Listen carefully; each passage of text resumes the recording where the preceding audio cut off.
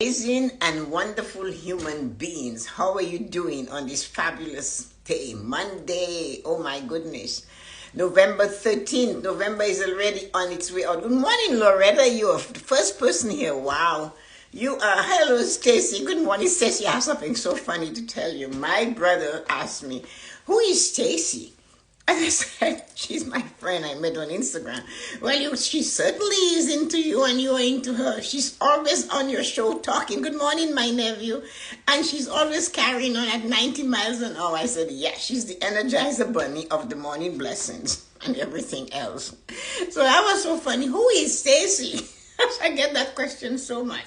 I met her. I'm going to say she's the daughter from another mother. Anyway, so wonderful human beings. It's 8 o'clock. Let's get the good morning, my dear nephew.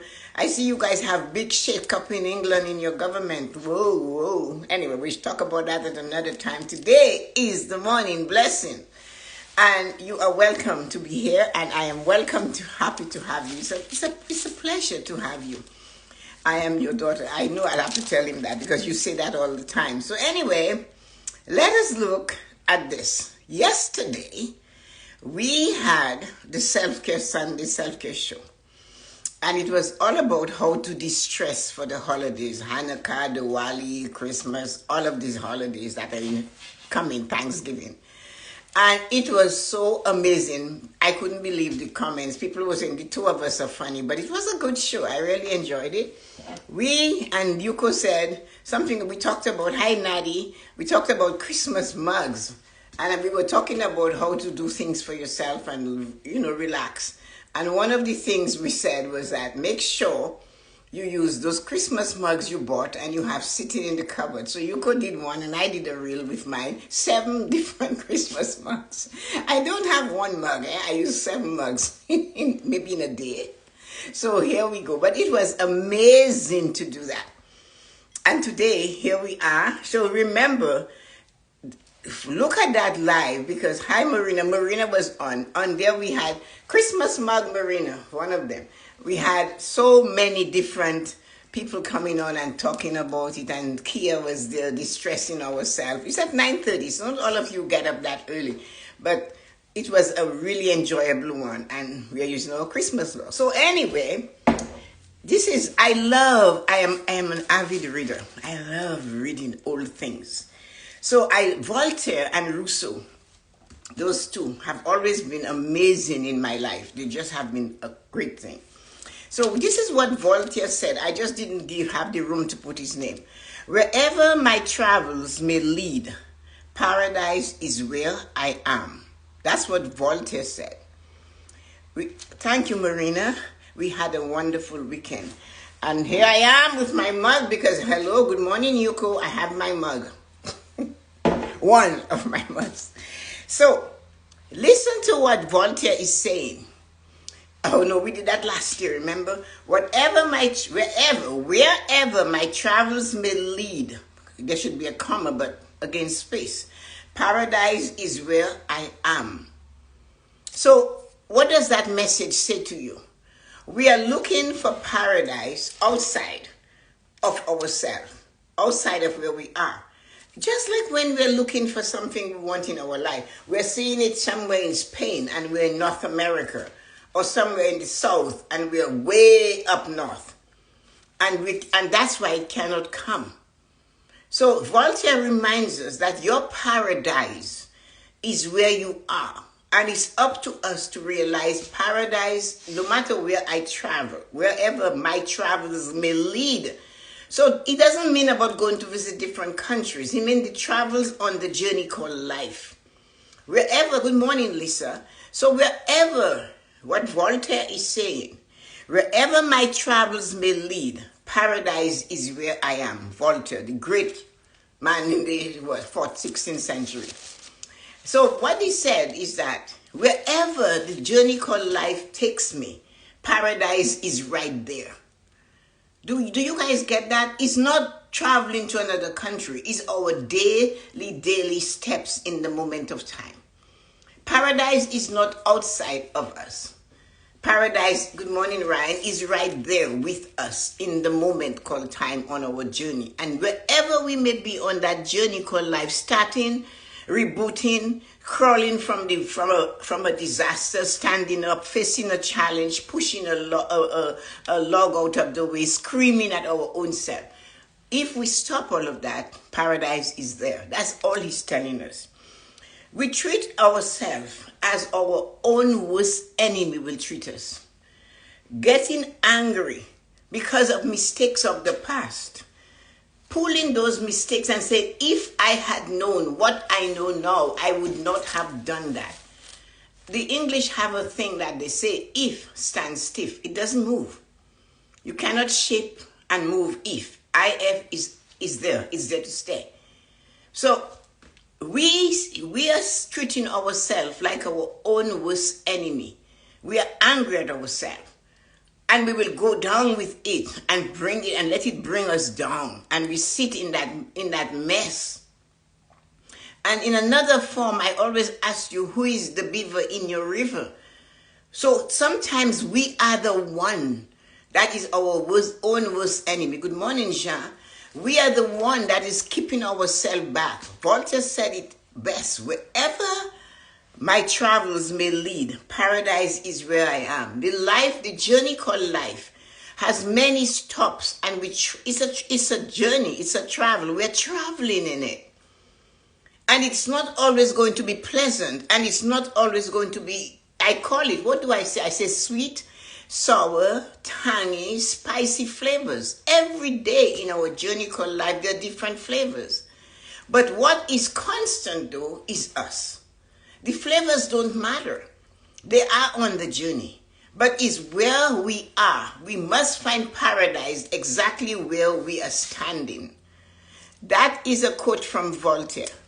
You know I love it. Another quote that I really like is from T.S. Eliot. He says, man shall never cease from wandering, only to arrive where he started and know the place for the first time.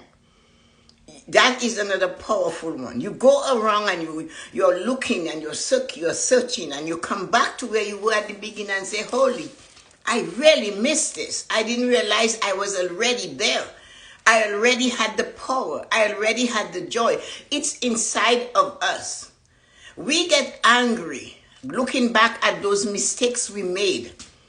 And we are dragging those mistakes. Oh, I wish I had, if I had only known. No, well, if you had only known, would you have done better? Because really you knew, but you weren't in the moment to connect so that you really got it. And that is why we have control of those thoughts.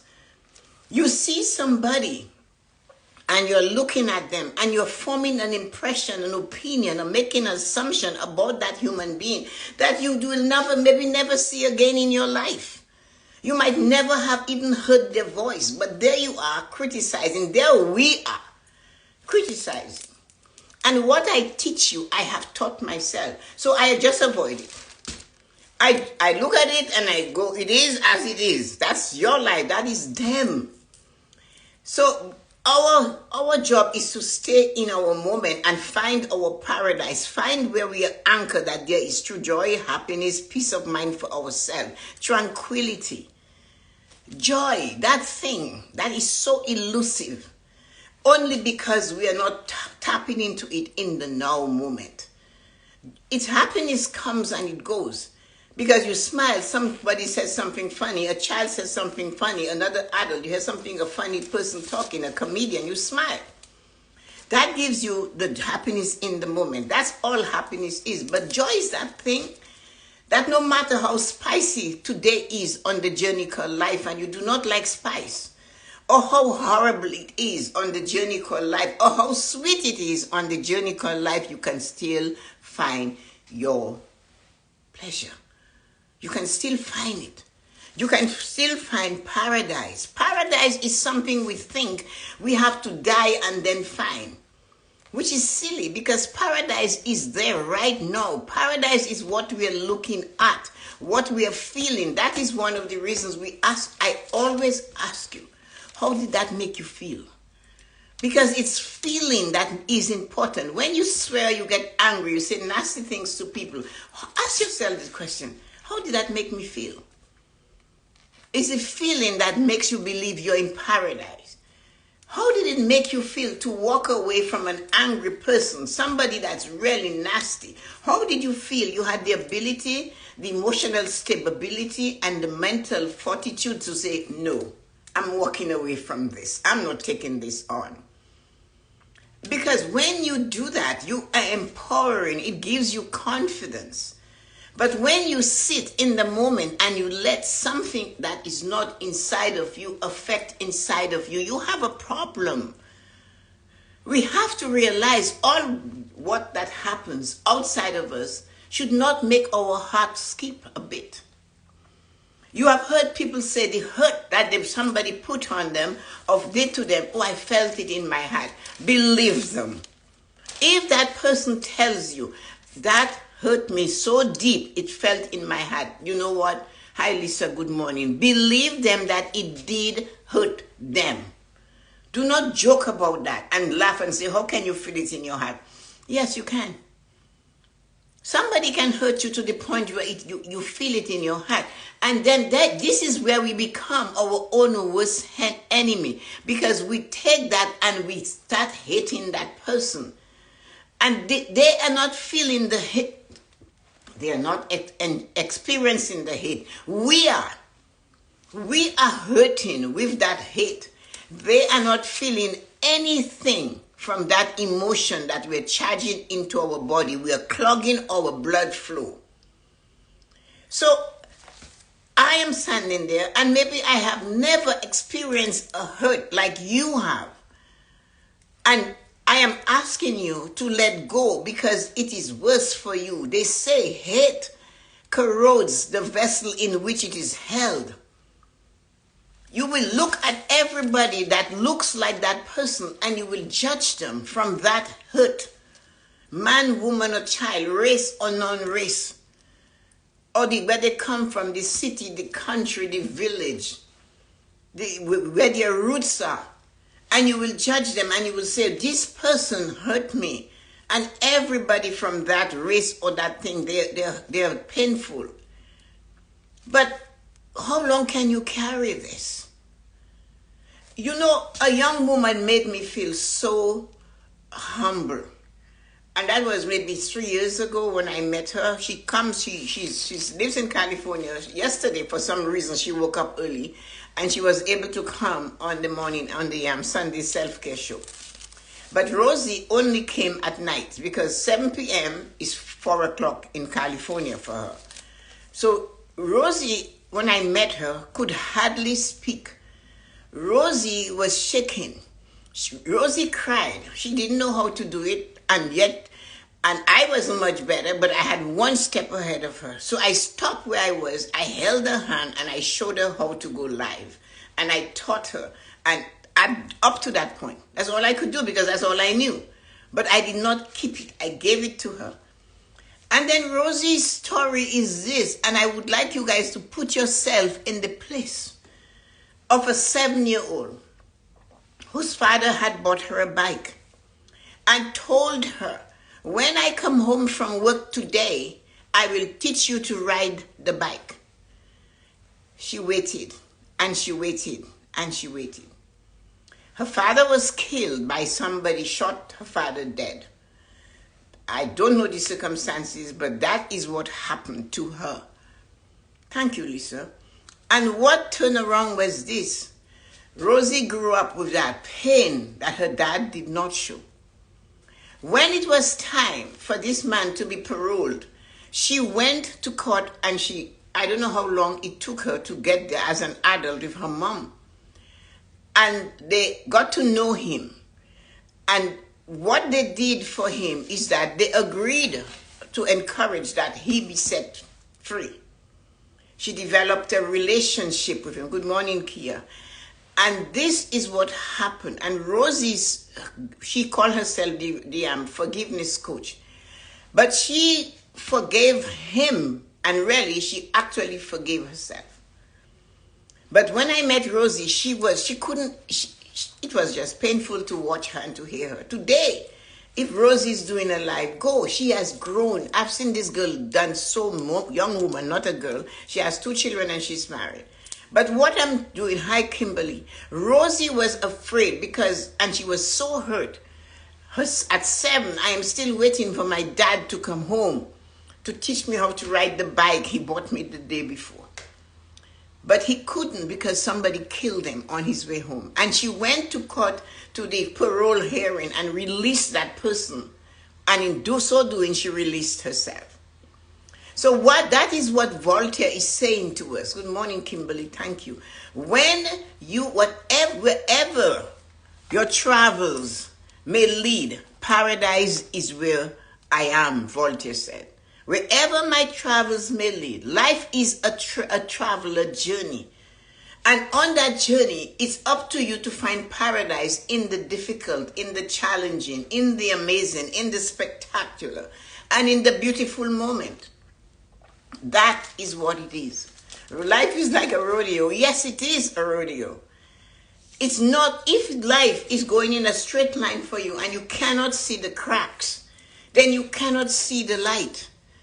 If your life is just going like that and all you see is a straight line to your death, you need to shake it up. Do something that will shake up every single human being in your life. Make their blood flow and realize, hey, I am not dead. I am old, but I'm not dead. I am alive and I'm kicking. Frighten those around you who who believe that life is a straight line. You're born, you do those things, you accept everything, and you just get to the end. But no, it is not like that. Forgiveness and resilience. Yes, Rosie did that. And now, if you see Rosie, I can't tell you. I could take 2 lives to tell you about what Rosie has done to put herself where she is. She taught us how to breathe before you go to sleep, taking 4 deep breaths, taking a deep breath on the count of 4, hold it for 7, and blow it out of your mouth like a straw.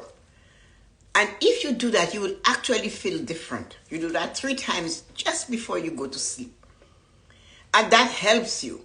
So I saw the woman in an ice bath. Let's leave Rosie alone. But what I want to say to you is that you have to realize we treat ourselves as our own worst enemy when we stay in the horrible and go back and look at the pain of the past and pull it like a train. You ever see those strong men pulling a whole caterpillar or whatever, a truck or whatever, a semi, whatever they're pulling? That's what we do when we take the pain from the past and put it in the future, in the present moment. And every step we take, we're taking it to us. So it becomes our life at 80, at 90. We still remember the pain. How can we see the light if we do not have a crack? We must see the light, because if it's cracked, then there is a chance we can fix it. We should not be our own worst enemy. Build your own paradise. Everybody has the ability to build your paradise from the inside out. And before long, it will spread outward. Your paradise will go out of you. You will feel the energy by how people perceive and actually even look at you. And you have to realize sometimes the paradise you build is so beautiful, so strong, so amazing, so spectacular that those people that are still carrying the pain of the past sees it coming and they'll duck. They will not be able to stand the brightness of your paradise. You have to remember that when you go, you build your own paradise. How you do that? You sit and you realize where you are. And yes, today is not the best day of your life, but in that moment, your daughter, your son, somebody you love, a grandchild, a friend, a sister, your mother, somebody's going to say, hey, how are you doing today? That is the root of your paradise. That is how you begin. And do not be afraid to take the time and let that person know, hey, you inspire me. You open for me. The minute you start telling them how you feel about them, you are building your paradise. Some of the fragrance stays on the hand that gives the rose. That is not a joke. If you pick a rose, I know, and I hand it to you, some of that fragrance, okay, maybe the thorn pricked my finger, but I saw blood. And if my finger hadn't cracked, I wouldn't have seen the blood. I still see that as a part of my journey, that I cracked it so I could give it to you. A little bit of the fragrance remains on the hand that gives the rose. Remember that. Send a note to somebody. It doesn't matter who they are. Touch them.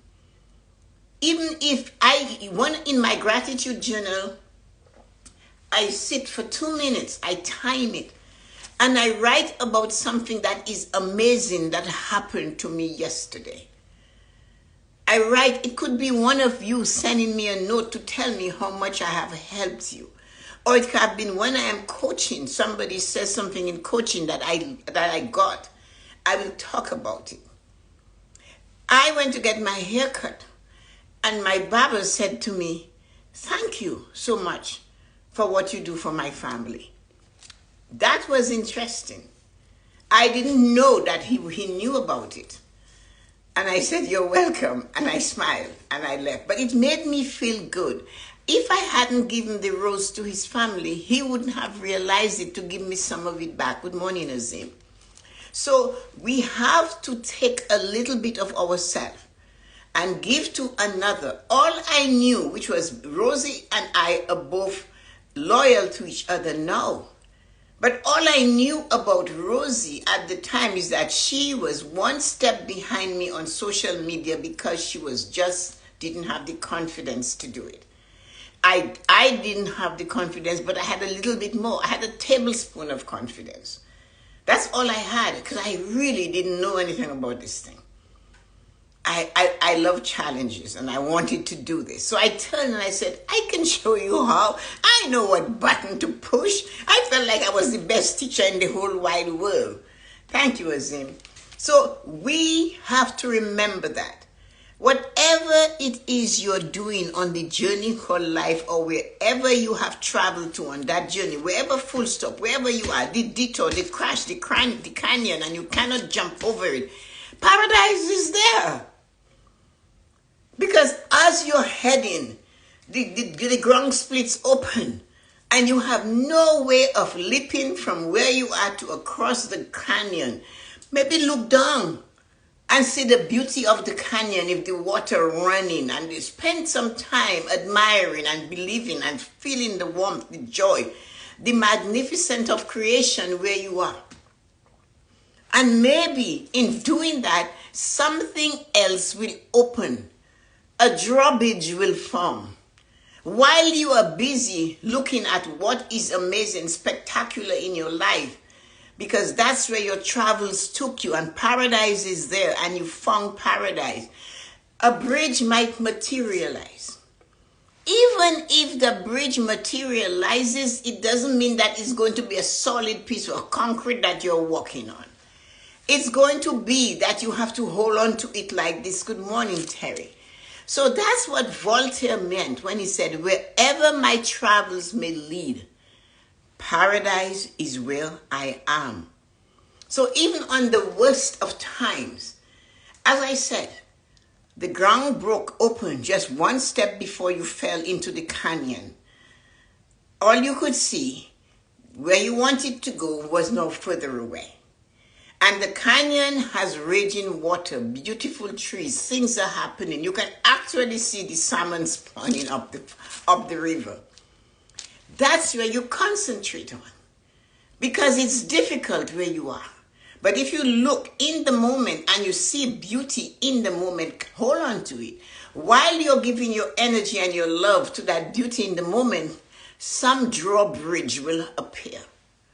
I don't believe it's going to be solid. I believe it will still be scary. I believe you will have to hold on to the rope and think, "Oh my God, can that rope carry me?" But paradise is there. Right below you, there lies paradise. So we have to create this. And we have to remember at times that when we are treating ourselves like our worst enemy, because of a mistake we made in our past or a hurt we received from someone else in our past, we are keeping ourselves back from enjoying the paradise in the moment. The journey called life has different spices and different energies and different everything. Otherwise, it would not be a journey. The sights and sounds are different every step we take. It's up to us to stop in the moment, pause, and absorb what is going on, because that is your paradise. If we are in the moment of a disaster, a challenge, whatever, a crack, and we look back, we cannot see the light in the crack. If you're standing on the edge of a precipice that just formed in front of you, because you weren't expecting it, there you were going through your life and it was amazing. Everything was fabulous. And boom, it's like a volcano. Something split open like an earthquake. What do? Do you look back and say, I was better off in those days? Or do you say, okay, I am still alive, and look to see where you are? Because maybe, just maybe, I said miraculously, the drawbridge might form. What about if really the drawbridge is hanging and it's up to you to grasp it and pull it up? And as you're pulling it up from one end, you realize the other end is going in place because it never really broke. But if you had gone back to the past or walked or look at the past, you would not have seen that the drawbridge loose but still intact. And as you step on it, it gets firmer. As you step on it, it holds you.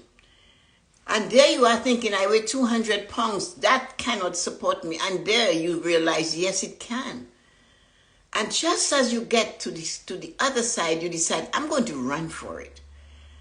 And that is because you believe that paradise is where you are. So, on that journey called life, do not waste your time looking back at all that was hurtful or pleasant. The pleasant, you want to drag it. But I keep saying to you, what hurts you in the past and what was joyful in the past, they're both imposters. They don't come with you all the way. They stay where they were in that time. Just like your paradise is in the moment. Every moment has its own paradise.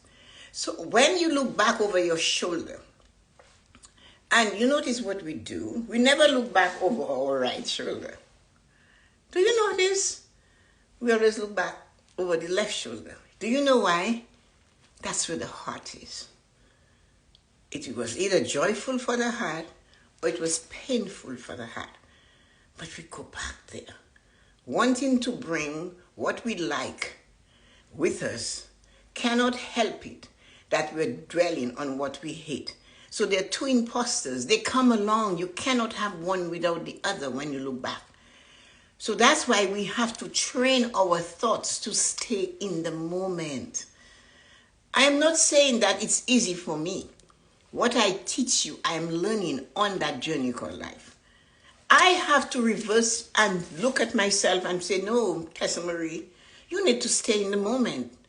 Think the thoughts you desire to have in the moment. Do not bother about what you cannot change. Because wherever I am, or wherever my travels lead me on the journey called life, this is where my paradise is. Voltaire said it, and I believe him.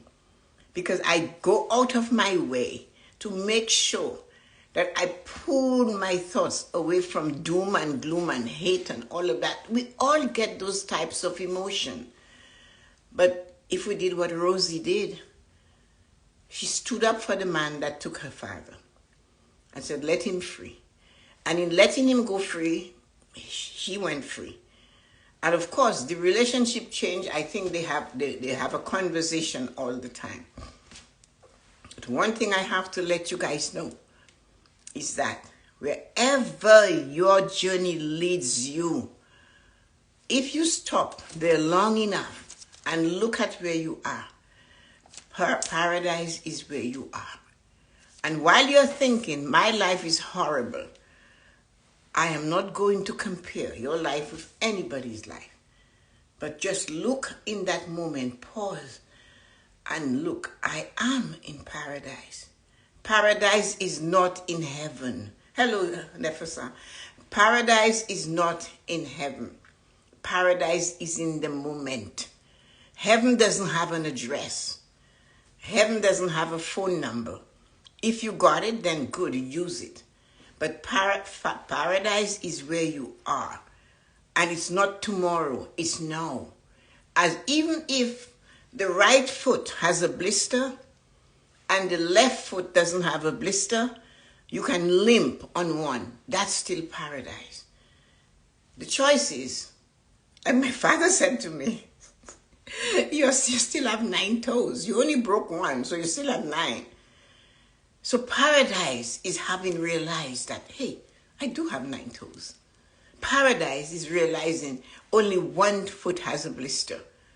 Paradise is realizing I have a piece of fish. Paradise is realizing that when the Jesus we pray to stood up and he had a little bit of fish and a little bit of loaf of bread. He didn't ask, oh, I cannot share because I only have this. He started to break it, and he broke it, and he spread it, and 5,000 people, they say, got, and there was stuff left over. So your little paradise, if you hand it out to others, let the energy of your paradise go to another person. Spread it. And again, you have to remember, if they're not ready to receive it, they will find that you are too much.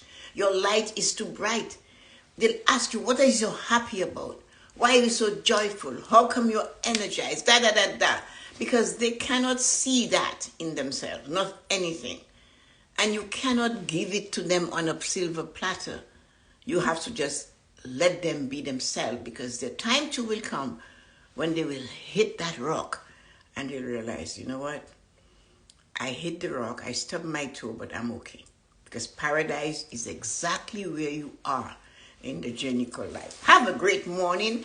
I am happy and grateful to have had the honor and the privilege to talk with you guys today. And how are you doing today, people, on this Monday? You know, it's the 13th. Normally, my Christmas tree would be up and Irene would be here, and, you know, maybe Tyrone and Carolina would have come over and helped to decorate it. They love doing that. But I'm not doing this because I'm going to visit Michael. So I figure I'll just do the outside, because I don't want to come back and have to spend 4 days to take down my tree. That's how long it takes to put it up, and equally as long to take it down. So how are you doing? So we have our Christmas mug. So you have to start using the Christmas mugs you have. Yuko started it yesterday on, you see, that's great. We decorated. I know, I feel for you. I enjoy that. Oh, thanks, Marina. Talk to you guys later. So we talk about our Christmas mugs, and yesterday was really a good live. If you haven't seen it, drop by. Love you, loads. Thanks for the chat. Thank you, Marina. Thanks for being amazing and spectacular. Use those things you own, because paradise is having bought something and making an effort to use it. Don't save it for the emperor. He is not coming. Neither is the president or the prime minister. They are not coming. So, wherever my travels may lead, paradise is where I am. Remember that. Have a great and amazing morning. Thank you for coming. Let me tell you who say hello. Kimberly, darling, how are you and your butterflies? Hi, Kia, Stacy, Lisa, Marina. Hi, Nefesa, and Lisa, Ryan, Shelly. Oh, hi, my nephew. Still hanging on if you, and thank you. Loretta and somebody named Andrine Nicholson. You're a bit late, but what we said was, Voltaire said it, I'm quoting Voltaire, wherever my travels may lead, paradise is where I am. And that's what we talked about today. So have a great day. I'll see you guys on the other side of time. Have fun, everybody. I am happy and grateful you took the time to come and spend some time with me this morning. 33 minutes you did. Have a great day. Love you. Bye-bye.